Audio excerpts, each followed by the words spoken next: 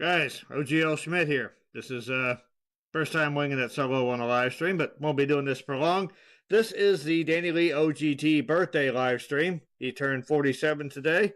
4 plus 7 is 11. It's a very special number, and that sort of numerology just sort of goes all the way through Danny's life. Danny also founded this channel. It's been through all of its crazy changes, all the metamorphoses. Definitely recommend you check out our archive. There's there's nothing you won't find on there. It's a fascinating journey. So everyone, first of all, say happy birthday to our friend Danny Lee OGT. So as a personal birthday present to him, we're going to be reacting to his favorite band, Tool, and Tool is still going strong. Tool was one of the bands that I guess sort of cut my teeth reacting to. Danny always encouraged me to react, even though before, like, I think 5 Christmases ago, I was using a flip phone. And so I'm like severely introverted, still am. So me being on YouTube, I don't think even he realizes how crazy that is and how unheard of that would have been for me, like 5 years ago. But enjoying every bit of the experience. So let's hop on here. Let's check out some Tool. This is Tool is probably winding down their career. They're not the sorts that are going to overstay their welcome, and they really seem to be going all out these last couple of years. They've been performing a lot of shows live. Pretty much every big festival they've been headlining.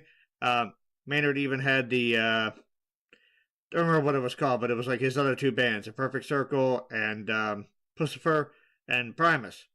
That tour had a name, Sesenta, something like that. Anyone out there knows, let me know. So they've been still going strong. This is a live performance of the song Invincible from Buffalo in 2023. And if you comb the channel's archives, you'll actually find a few videos of Danny that he took when he was on his way there and when he was there. He's told me some pretty cool stories about that. So let's check out Tool live in Buffalo in 2023.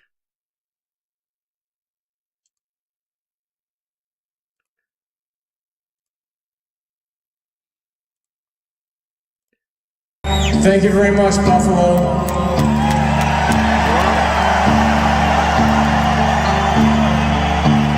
Turn your fucking light off, dumbass. Jesus fucking Christ, it's like, my fucking 7-year-old's better at this shit than you. Come on.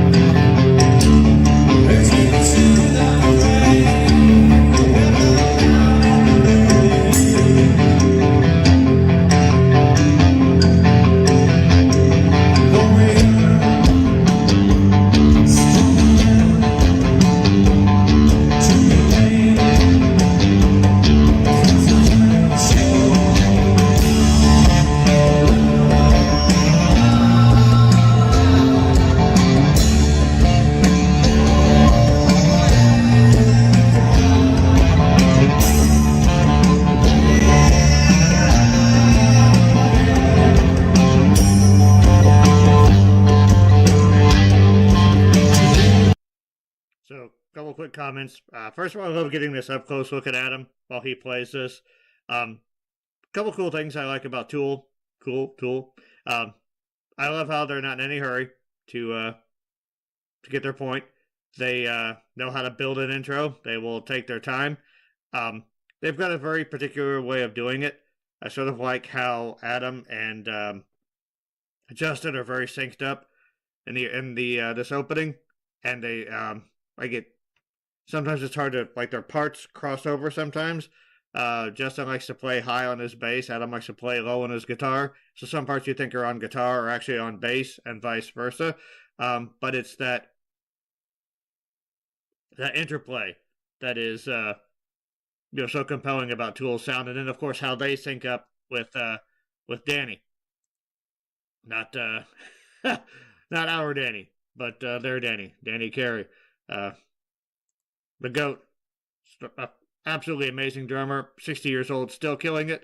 But yeah, I just like sort of like the very subtle variations that they're doing, moving the song forward, and you can sort of already feel it building intensity with the percussion coming in. And again, the visuals, that purple light back there, it's really cool. I had the honor of seeing Tool with Danny a couple of years ago when I went to visit him in North Carolina. It was absolutely awesome. Yeah, Danny Carey is 62 and still untouchable on that kit. So let's keep going. We got 15 minutes of this bad boy.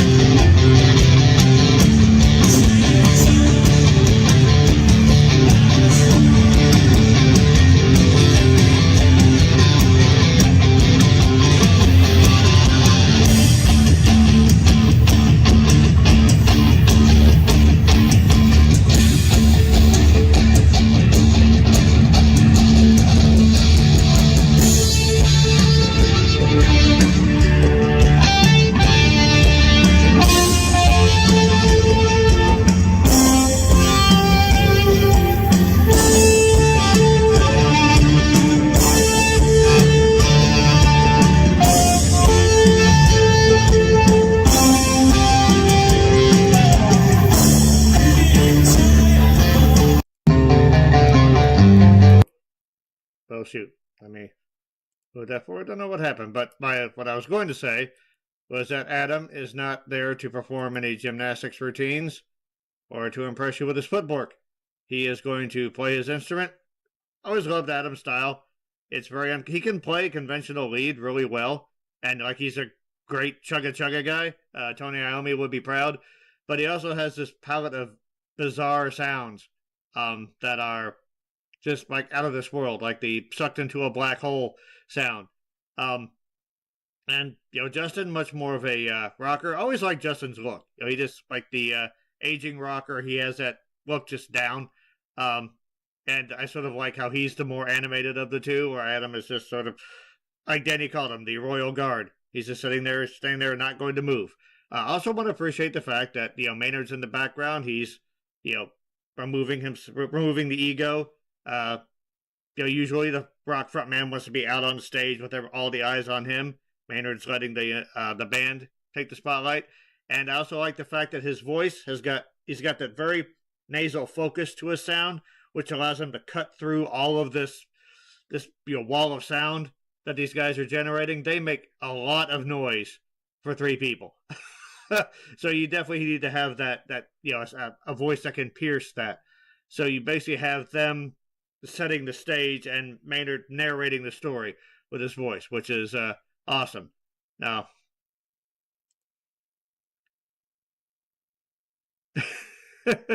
yeah, Tool did a great job with the Hand of Doom cover. And that song was actually pretty progressive for Sabbath back in the day. I think Sabbath's sonic palette is underrated.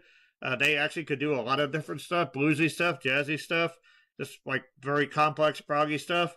Yeah, Hand of Doom was perfect for Tool. Now, we're live here, so let me make sure I've got this thing back at the right spot.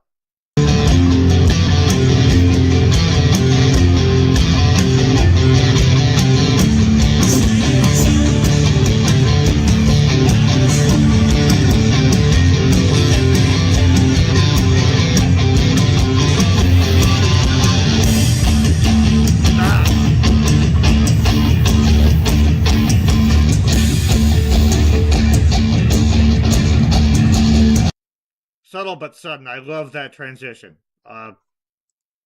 This is the concert that Danny actually attended. I said go into Channel Archive. You'll see a couple of videos of him on the plane and at the concert.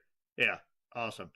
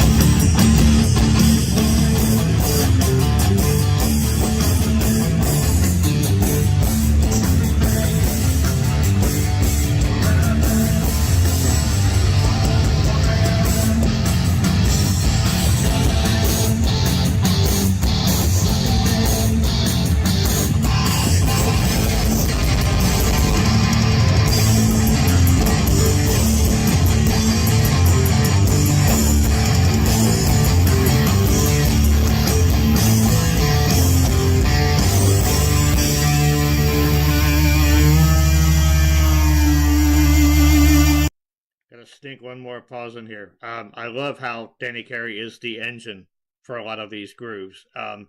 Like Adam's doing his awesome chugga chugga, Justin's holding down that bottom end, and you'll notice how active his left hand is. Adam is not playing like root notes of chords on that thing. Adam and Adam and Justin are very synced up, and they're both playing very active parts. And like I said, it's it's easy to get their parts confused sometimes. Schism is a good example that's fooled a lot of people. It's like, where's the bass? I also want to point out that I love how Maynard just sort of paces in a circle like a tiger during these instrumental sections. And while the band is sort of laying this out. See, Tool doesn't necessarily write songs. They're one of that very, very rare breed of band that is like they're weaving a sonic tapestry more than anything. And there's is as intricate as any, and more than most. But yes, I love how like they're just laying down this web of sound, and Danny Carey's in the background. It sounds like there's a glacier falling off or a mountain crumbling. Just he's got so much power in us. He just knows how to create these monolithic grooves, but he can blast too when he has to. Just always a pleasure listening to Tool. And like you see, you have like the blue and the purple light colliding. So they've got the visual aspect of the performance down as well. And I think people are going to realize what an impact they had when they finally do decide to retire. Because there's never going to be another band like Tool. Never going to be another Tool.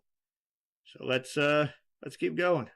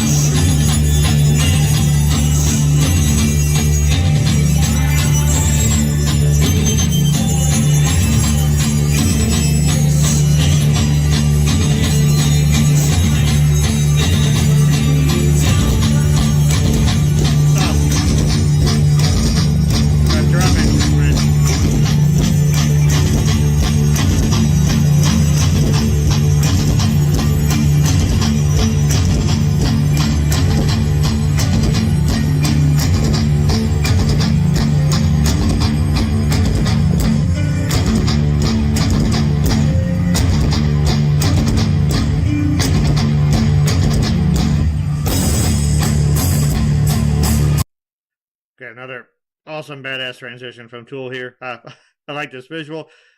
let's appreciate the fact that Maynard is walking essentially in a small spiral. I think he's just sort of absorbing the energy from the band's music. I love how this groove has evolved. So I'm going to go back when we restart. There was while Adam is doing that awesome chugga-chugging, there was a high-pitched sound that almost sounded like bagpipes. I'm wondering where that's coming from. I know Danny will sometimes trigger samples. I also know that sometimes those high-pitched sounds are coming from Justin on his bass. So yeah, anyone knows where those came from, let me know. Let's get back into this awesome groove that they've settled into.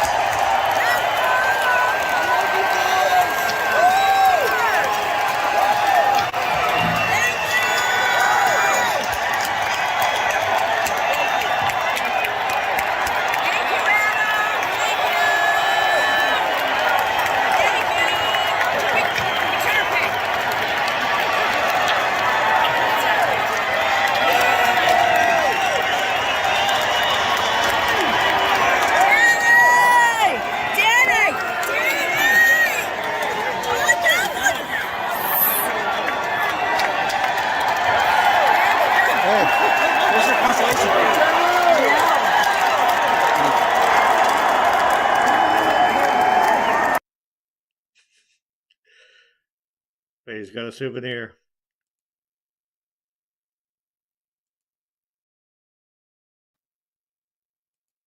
So, yeah, Tool is absolutely awesome. That was a fantastic performance. I also want to compliment Justin on being able to look badass in a bow tie. I realized that. And they did this when Danny and I saw them in Charlotte.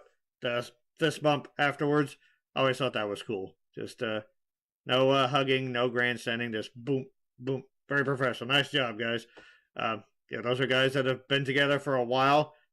But I think because Tool didn't over tour and because they didn't go into the album tour, the constant cycle of that, I think they never reached a point where they were sick of each other. If you just sort of look at how Tool has done things, they had a great career plan for longevity and also for consistency. So they didn't release an album just because a label wanted them to. They released it when they were ready. So that's why their stuff is always so consistent. And that's why when a Tool album comes out, it's an event. I've always said that 2026 will not have to work very hard to be better than 2025. Last year was not fun. A lot of hardship, a lot of BS. Danny and I got through it, but one thing that's going to make 2026 better is apparently there's going to be a new Tool album coming out. I mean, granted, I'll believe it when I see it, but I think I've heard that they're working on new stuff, and they don't want to take 10 years to release it. So 2026, 2027, we may see the last album Tool ever releases. That's going to be a landmark. So hope everyone's doing all right. Hope your weekend is going okay. And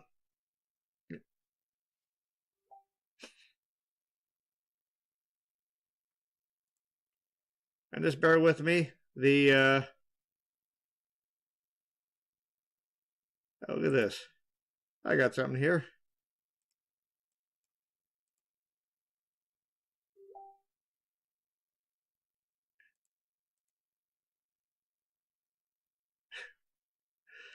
I also got to witness live Maynard talking shit to the fans. I know that's part of the deal, but part of the Tool experience. But it was just cool. I wish I could do that at work, but look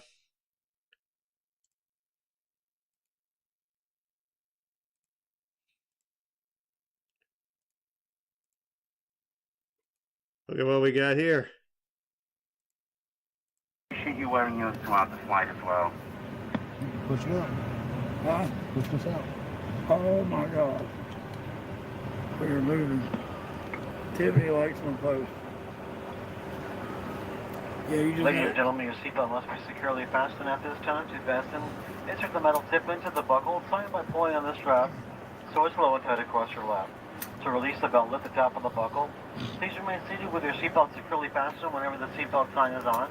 Even if the sign is off, keep your seatbelt fastened in case we experience unexpected rough air. Federal regulations require all customers to comply with crew instructions, posted placards, and lighting information signs. How can air be Smoking, rough? vaping, the use of e-cigarettes, or any smokeless products, including chewing tobacco, is not allowed on any Delta flight. Federal law prohibits tampering with, disabling, or destroying a restaurant smoke detector. This aircraft has two forward doors, one on each side, for window exits over the wings, and an additional exit in the back of the plane. The forward doors are equipped with detachable slides that can be used for flotation. Yeah, All exits are clearly marked with exit signs and instructions for operation, and an emergency lights will illuminate the aisle to guide you to an exit. Please locate the exits nearest you, keeping in mind they may be behind you. In the event of an evacuation, leave all carry-ins behind. It's unlikely, but if cabin pressure changes, the panels inside the lavatories and above your seat will open, revealing an oxygen mask. If this happens, reach up and pull a mask towards you until the tube is fully extended. If you're wearing a mask... I always love the safety lecture on an airplane. George Carlin said it best. They're taking the time to describe the workings of a seatbelt, a belt buckle, grown adults, many of whom had jobs. You know, seatbelts, high tech shit.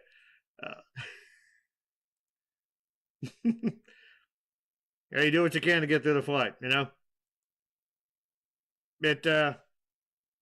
I took it my first flight. Oh my god, it was maybe like a decade ago. Like I enjoy it. It's just the takeoff always still rattles me. Just that quick burst of speed, and then the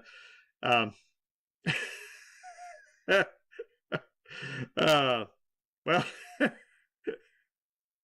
pretty much describes my career on the channel, doesn't it? I do remember that. You could learn a lot from a dummy. Those old Crash Test Dummies commercials. For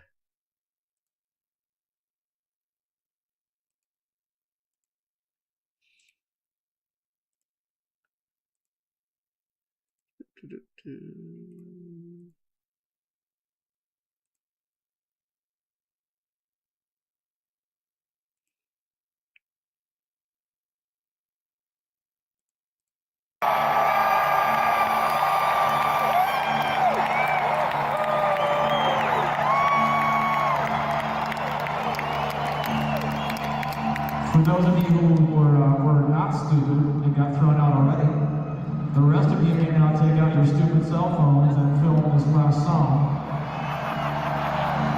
It's gonna look like shit, and you're gonna bug the person behind you, but you don't care, you're a selfish prick. So, go ahead and film this last song, except these people in the front, turn your stupid fucking light off. What are you, stupid? No light. No light. Don't be dum-dums.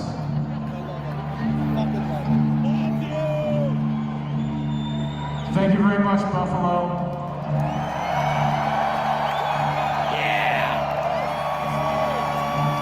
Turn this fucking light off, dumbass. Jesus fucking Christ, it's like, my fucking 7-year-old's better at this shit than you. Come on.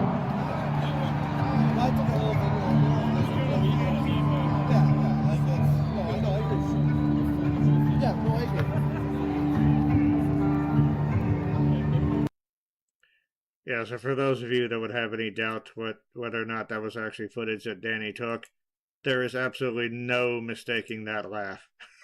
So yeah, he was there. I remember this was when the early days of his of the Discord as well. He was talking about it there, and on the charismatic voice. So yeah, that brings back all kinds of memories. My brain just went blank. See, this is one thing I never understood about Danny. Danny like has 15% lung capacity, but can talk for hours, and never be stuck for things to say. I show up here and I'm just like my head is full of stuff, but like it can't get to my brain. So I need to build a better bridge between my brain and my mouth. I think that is when I believe that show took place. When Danny was there. That might be the one. He was able to convince someone that he controlled the lights because he knew how it worked. So he would like raise his hands and the lights would come on and they were like, whoa. So a guy that thought he was Maynard. So I'm hoping that guy still does. Actually thinks that he met Maynard. In fact, he just met one of Maynard's biggest fans. When Danny and I went to see Tool, I remember it's the first concert I've been to in a while, probably about 5 years, so it was awesome to do that. I got to lug his oxygen tank up about 900 flights of stairs, so that was probably the best workout I'd had in a while. And in the process, there was this much space in between the aisles of chairs, so I bonked this poor lady upside the bonce with Danny's oxygen tank. It's like, oh my god, I almost concussed this poor woman who just came here to enjoy an awesome band. But yeah, we were super high up in there, high in altitude, not the other way, Danny. But no, awesome show. Like even then they were still killing it. And I remember there was some controversy because they had like that beach concert or something, where they had 2 shows in a row and people were complaining because they played some of the same songs. It's like, really? That is, those were the Tooligans, which I also encountered at the concert. That's, for some reason, that's one of my favorite memories. There's people just wouldn't stop shouting. There were ones that are constantly shouting for a hooker with a penis. And then he just turns to me and deadpans, Tooligans. I was like, well, shoot, I got to have the entire Tool experience, so that includes the Tooligans. So, drugs. Bill Bridges. I think he's trying to help me build that brain mouth bridge. Excuse me. Look who's here to save the day. Possibly. Danny's got me here. He's getting some stuff fixed. We're going to try to be doing this live stream thing as regularly as possible. On one of my off days from work. That's trying to fit these in my schedule is always a little bit of a challenge. I thought I was actually going to have to work tonight, but it turns out I'm working here instead, which is much cooler. Doesn't quite pay as much money though. But it is it's good so far. Like we've been able to get off to a good start this year, channel wise. Reacted to some awesome music. I recently did Sleep Token, which has a similar, layered, complex sound to Tool. Maybe I'll get to see them live at some point. But did that for a channel member, Big Will, and yeah, I really enjoyed doing that reaction. I'm gonna enjoy checking out some of Sleep Token's earlier work, and really just every promise I made last year, and there were a lot, I want to try to make good on this year. That is my plan, and so far I've just been enjoying it. That's the cool thing. Danny has been a little bit under the weather, so we haven't been able to react together as much as we normally do, and I miss that. I really do. Reacting kind of gets this bad rep, I think. YouTubing in general, I found out that people are saying, like, that YouTubing isn't a real... If you have a YouTube channel, that isn't a real job. First of all, I've seen what some of these channels make, and it's pretty impressive. I would love to get KuztumOGT up to those levels at some point, but you have got to be so relentless to succeed with a YouTube channel. You have to be constantly engaging, constantly putting stuff out, doing work on other social media stuff, Facebook, Instagram. Just it's life consuming if you really want to succeed at the highest level.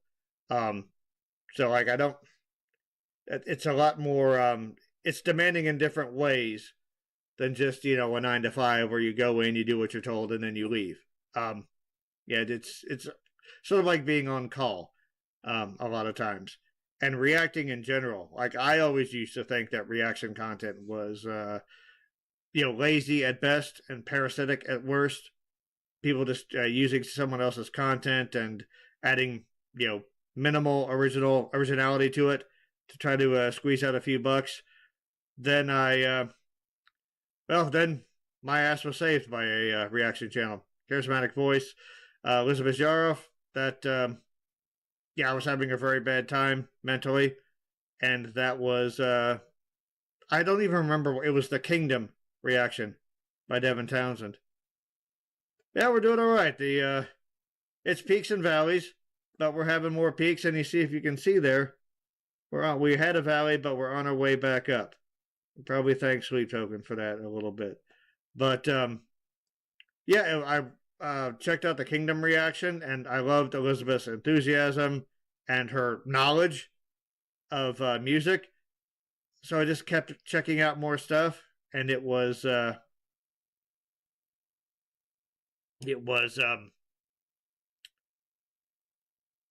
equivalent of when I used to ride around with friends and we would play music and we would sort of break it down and discuss it. I like the voice here. I like the guitar here. It brought me back to those days and really kind of recharged my love for music. And Danny has told me, it had a similar effect on him. Made him pick up his guitar again. His old beat up guitar that he had to squeeze to get the notes out of. Now he's got a newer guitar that works much better. He doesn't have to wrestle notes out of it. But yeah, so Danny and I were both essentially, our loves for music were saved by reaction channels.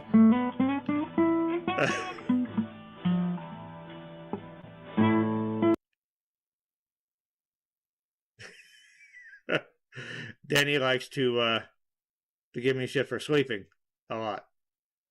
So I'm just putting that out there for context when you watch this.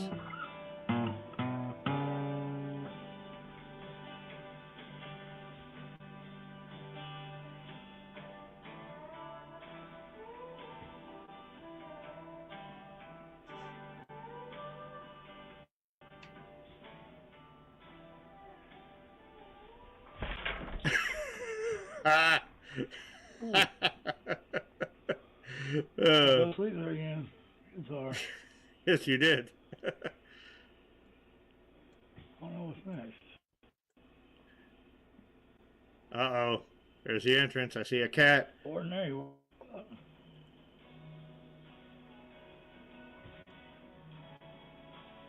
I just fell asleep. Let's let it happen.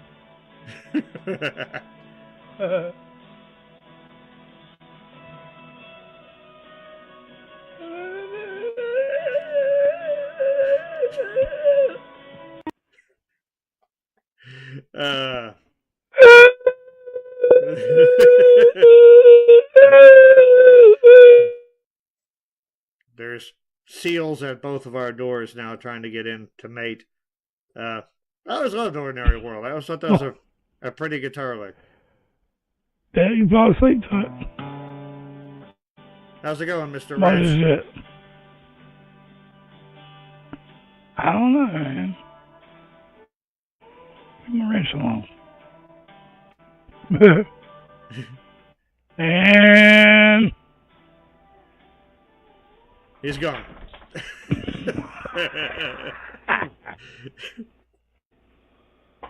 I fell asleep there again. I'm sorry.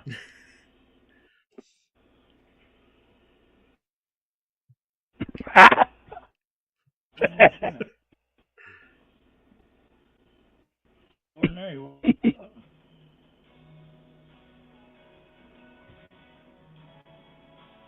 I just fell asleep. Let's let it happen. Yes, you did.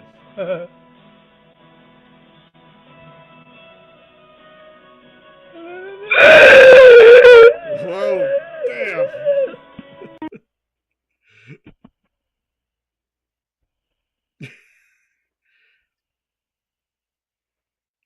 If you guys we'll be saying our goodbyes now.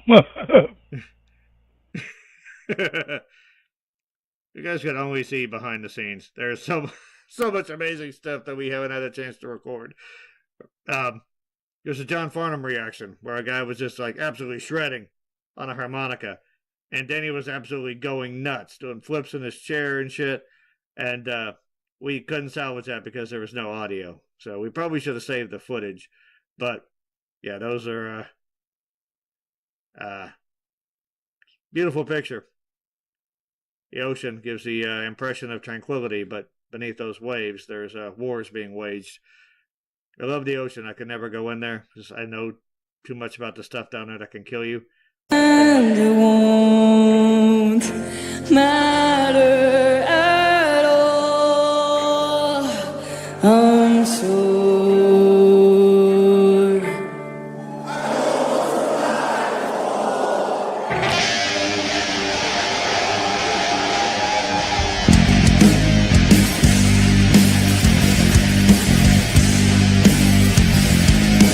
Weigh your tears like jewelry that voice.